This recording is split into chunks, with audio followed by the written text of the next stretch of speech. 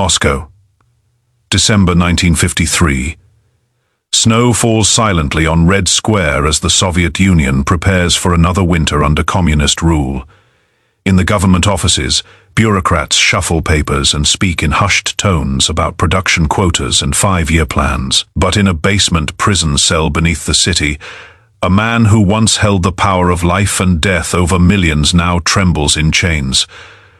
Workers hurry past on the streets above, unaware that history's judgment is about to fall upon one of the 20th century's most ruthless killers. By conservative estimates, Lavrentiy Beria was directly responsible for the deaths of over 700,000 people during his reign of terror.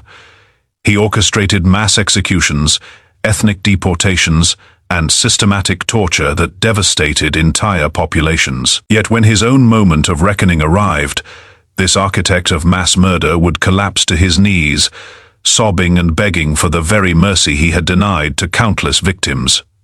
In the corridors of the Kremlin, former colleagues who had once feared his shadow now decided his fate. The man who had risen from obscurity to become Stalin's most trusted executioner was about to discover that even the most powerful predators can become prey. This is the story of Lavrentiy Beria, how absolute power corrupted, absolutely, and how the hangman's rope eventually found its way around his own neck. But here is the question that haunts historians. Did Beria truly believe he was serving his country? Or did he know he was nothing more than a monster who enjoyed the taste of power? Let me know what you think in the comments below. The making of a monster. The year was 1899. In a small village called Merkuli, in what is now Georgia, a child was born who would grow up to become one of Stalin's most feared lieutenants. Lavrentiy Pavlovich Beria entered the world on the 29th of March. The son of Pavel Beria, a peasant farmer, and Marta Jacoli, whose family claimed distant aristocratic roots, though they possessed little wealth or influence. Young Lavrentiy showed early signs of intelligence and ambition. He excelled in his studies at the Sukhumi Gymnasium before moving to Baku to study architecture and engineering at the Polytechnic Institute. But it was during these formative years that Beria first encountered the revolutionary ferment that would shape his destiny. The Russian Empire was crumbling. World War I had devastated the country, and revolutionary ideas spread like wildfire through universities and factories. Initially, Beria seemed to hedge his bets. Some sources suggest he briefly worked with anti-Bolshevik intelligence services during the chaotic period following the 1917 revolution. But as the Bolsheviks consolidated power, Beria quickly switched sides, demonstrating the opportunistic flexibility that would characterize his entire career. In 1921, he joined the Cheka-Lenin's secret police organization. This was the moment when Lavrentiy Beria transformed from an ambitious student into an instrument of state terror. The Cheka was tasked with eliminating the enemies of the revolution, and Beria proved remarkably adept at this deadly work. Rise through blood. Beria's homeland of Georgia had briefly tasted independence after the Russian Revolution, establishing the Democratic Republic of Georgia under Menshevik leadership. But Lenin had no intention of allowing former Russian territories to remain independent. When the Red Army invaded Georgia in 1921, Beria was there to help crush Georgian resistance. He proved his loyalty through brutality. In 1924, when Georgian nationalists staged an uprising against Soviet rule, Beria played a key role in its suppression. The aftermath was horrific. Fay estimates suggest that up to 10,000 Georgians were executed in the crackdown that followed. Villages were burned, families destroyed, and any hint of Georgian independence was crushed beneath the boot of Soviet power. Beria's efficiency in this campaign caught the attention of his superiors. He was promoted within the Georgian branch of the OGPU, the successor organization to the Cheka. Here he honed his skills in surveillance, interrogation, and elimination of political enemies. But more importantly, he began to cultivate relationships with powerful patrons who could advance his career. The most crucial of these relationships was with Joseph Stalin himself.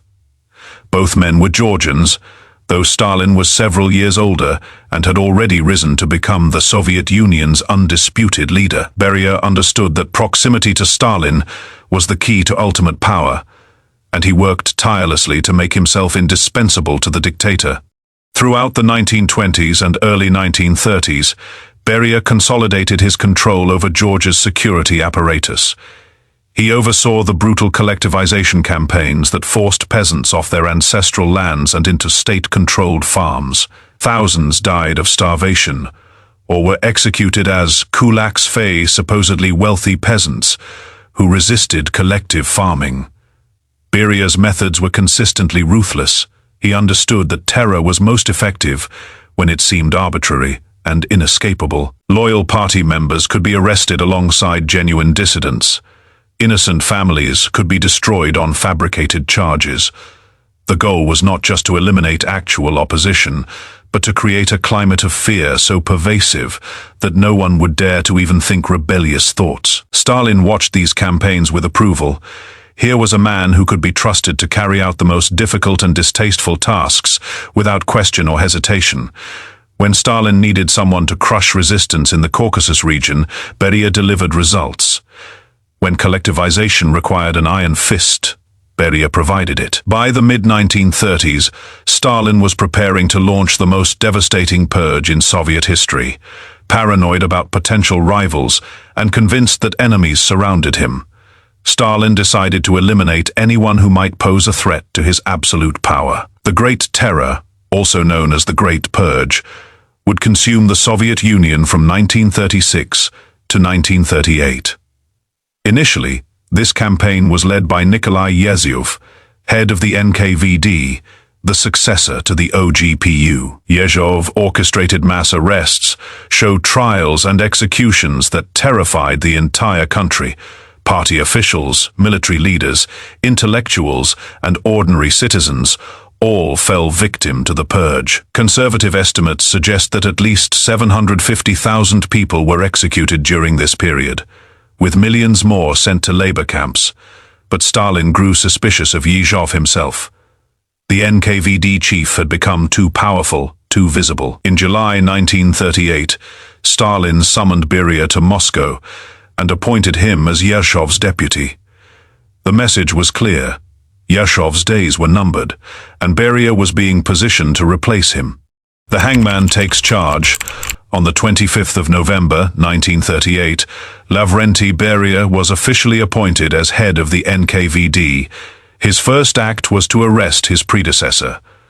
Yezhov was charged with treason, espionage, and rightist conspiracy. After months of interrogation and torture, he was executed in February 1940.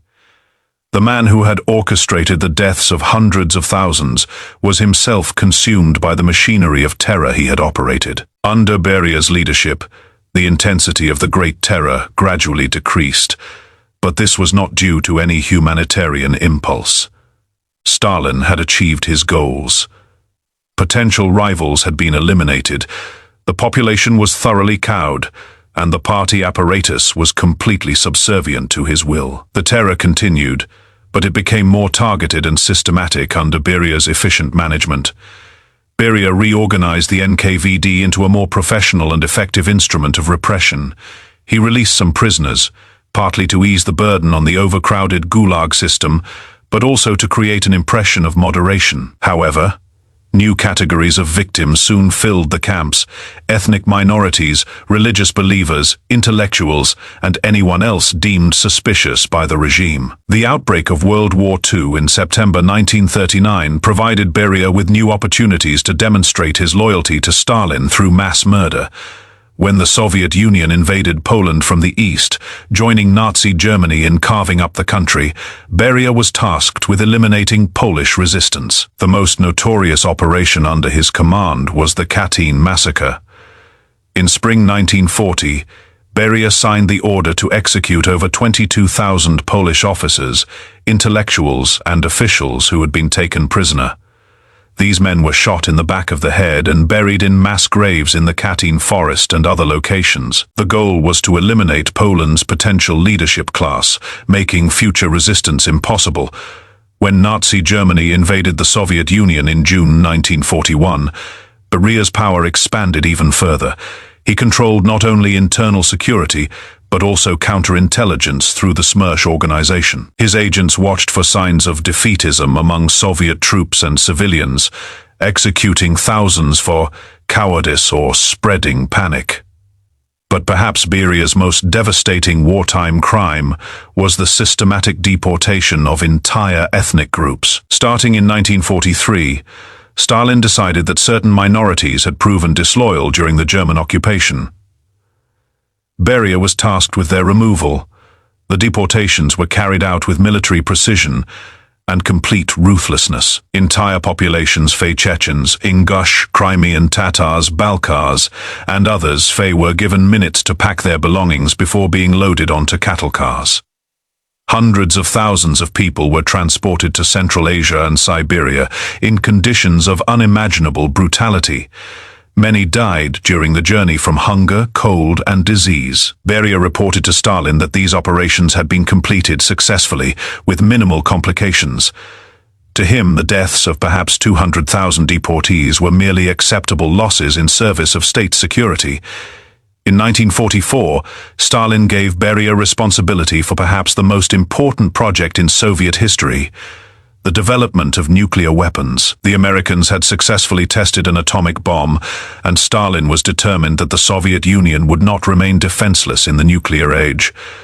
Beria approached the atomic project with the same ruthless efficiency he had applied to mass murder. He established a vast network of scientists, engineers, and intelligence agents. Captured German scientists were forced to work on the project. Soviet spies in the American Manhattan Project provided crucial technical information. The conditions for workers on the atomic project were harsh. Scientists worked under constant surveillance, knowing that failure could mean death or decades in the Gulag. Beria demanded results and was willing to sacrifice anyone who stood in his way. His methods worked. On the 29th of August, 1949, the Soviet Union successfully tested its first nuclear weapon. The American nuclear monopoly was broken, and the Cold War arms race had begun.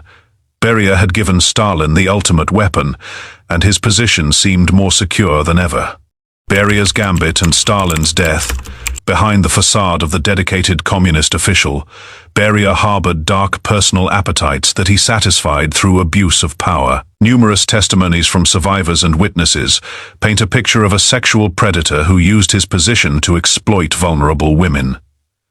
Beria would allegedly cruise Moscow in his limousine, selecting attractive women from the street. His bodyguards would approach these women and invite them to dinner at Beria's dacha outside the city. Refusal was not really an option. Those who declined might find themselves or their family members arrested on fabricated charges. At his private residence, Beria would wine and dine his victims before assaulting them in his soundproofed study. Some women were released afterward with warnings to remain silent. Others simply disappeared. In later years, when Beria's property was searched, human remains were discovered buried on the grounds.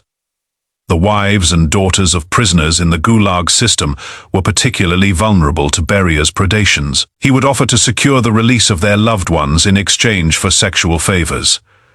Many women felt they had no choice but to comply, only to find that Beria rarely kept his promises. These crimes were widely rumored among Moscow's elite, but no one dared to speak openly against Stalin's most trusted enforcer. Beria seemed untouchable, protected by his usefulness to the dictator and his control over the security apparatus. On the 5th of March, 1953, Joseph Stalin suffered a stroke and died, leaving the Soviet Union without clear leadership for the first time in decades. Beria moved quickly to position himself as the dictator's successor. He had several advantages: control of the security services, detailed knowledge of the regime's secrets, and files on every major Soviet official. Within days of Stalin's funeral, Beria announced a series of reforms designed to win popular support. He released over 1 million prisoners from the Gulag system, relaxed censorship laws, and promised greater autonomy for non-Russian ethnic groups. To many observers, it seemed that Beria was successfully transitioning from enforcer to reformer. But Beria's colleagues in the Communist Party leadership were terrified of his ambitions. They knew his history of ruthlessness and understood that he possessed the means to eliminate any rivals. Nikita Khrushchev, Georgy Malenkov, and other senior officials began secretly plotting to remove Beria before he could consolidate absolute power. The conspirators faced a difficult challenge. Beria controlled the security services and had loyal supporters throughout the government. They needed military support to overcome his institutional advantages. Fortunately, they found an ally in Marshal Georgy Zhukov, the hero of World War II, who commanded respect throughout the Soviet military. The trap and final moment. On the 26th of June 1953, Beria was summoned to a special meeting of the Presidium in the Kremlin. He arrived expecting a routine discussion of government business. Instead, he walked into a carefully prepared trap. As soon as Beria entered the meeting room, Khrushchev launched into a prepared speech accusing him of treason, espionage, and abuse of power. Other conspirators joined in the denunciation. Beria, caught completely off guard, tried to defend himself and call for support from his allies in the security services. But Khrushchev had planned for this contingency. As Beria protested his innocence, Marshal Zhukov entered the room accompanied by armed officers. The man who had sentenced millions to death was himself under arrest. His pleas and threats fell on deaf ears as he was hustled out of the Kremlin and transported to a secure prison. The irony was lost on no one. Lavrentiy Beria, who had orchestrated countless arrests based on fabricated charges, now found himself imprisoned on accusations that mixed genuine crimes with political expedients. The machinery of terror he had perfected was now turned against him. For 6 months, Beria languished in prison while his former colleagues prepared his destruction. The investigation into his crimes was both exhaustive and selective. Genuine atrocities were documented alongside fabricated charges designed to justify his removal. The evidence of Beria's real crimes was overwhelming. Survivors testified about mass executions, deportations, and personal abuse. Documents bearing his signature authorized the deaths of hundreds of thousands of innocent people. His role in operations like the Katyn massacre was undeniable, but the charges also included accusations of espionage and treason that were almost certainly false. Beria was accused of being an agent of British intelligence, a claim that served the political needs of his accusers, but had little basis in fact. The goal was not justice, but the complete destruction of Beria's reputation and any potential for rehabilitation. In December 1953, Beria was brought before a special tribunal of the Soviet Supreme Court. The proceedings were held in secret, with no defense counsel permitted. The outcome was predetermined. This was not a trial but a sentencing ceremony.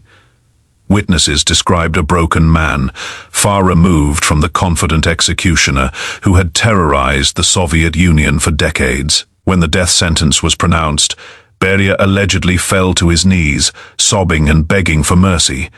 The man who had shown no compassion to millions of victims now pleaded desperately for his own life. On the 23rd of December 1953, Lavrentiy Beria was taken to a basement room in Moscow and executed by a single bullet to the head, fired by General Pavel Batitsky. He was 54 years old. His body was cremated, and the ashes were disposed of in an unmarked location. The man who had risen from peasant origins to become one of the most powerful and feared figures in Soviet history was erased from existence as thoroughly as he had erased his own victims. Official photographs were altered to remove his image. His name was stripped from buildings and institutions, and his role in Soviet history was minimized in official accounts. But the damage Beria had inflicted on the Soviet Union and its people could not be so easily erased. The families he had destroyed, the cultures he had attempted to eliminate, the trust he had shattered between citizen and state, these scars would remain long after his death. The story of Lavrentiy Beria reminds us that those who wield power without conscience, who treat human life as expendable, and who serve tyranny without question will ultimately face judgment. History may be written by the victors, but it also remembers the victims' and it reserves its harshest condemnation for those who choose to become willing instruments of mass murder. Today, as we study this dark chapter of the 20th century, We must remember not just the statistics of death and suffering, but the individual human beings whose lives were cut short by men like Beria. Each number represents a person with hopes, dreams, and loved ones, all destroyed in service of a totalitarian ideology that valued power above human dignity.